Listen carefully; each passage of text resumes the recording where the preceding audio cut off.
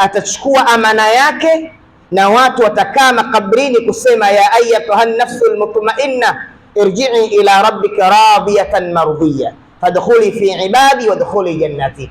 Aya hizi zitasomwa katika kabri. Sasa inatakiwa ujiandae na siku hiyo. Huo ndio uchamungu. Lakini uchamungu katika Qur'ani, Allah tabaraka wa taala aliileta aya mzima katika suratul Hashr. Uchamungu akaugawa sehemu mbili. Allah anasema katika Qur'ani, ya ayyuhalladhina amanu ittaqullaha waltanzur nafsu ma qaddamat lighad.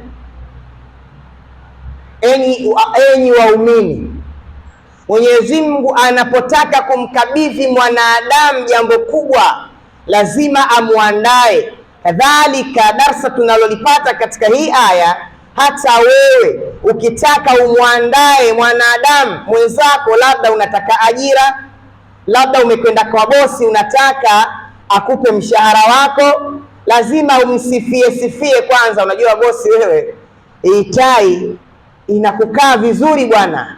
Unajua wewe ukivaa suti unapendeza, ukivaa miwani unapendeza. Atacheka, ataingia mfukoni, atakukatia mpunga wako. Allah na yeye ameshatujua kwamba sisi tuna udhaifu fulani wa imani, basi ili tuzidi katika imani anatuandaa. Anasema ya ayyuhalladhina amanu, enyi ambao mmeamini. Al-aya tufidu al-muhanaa.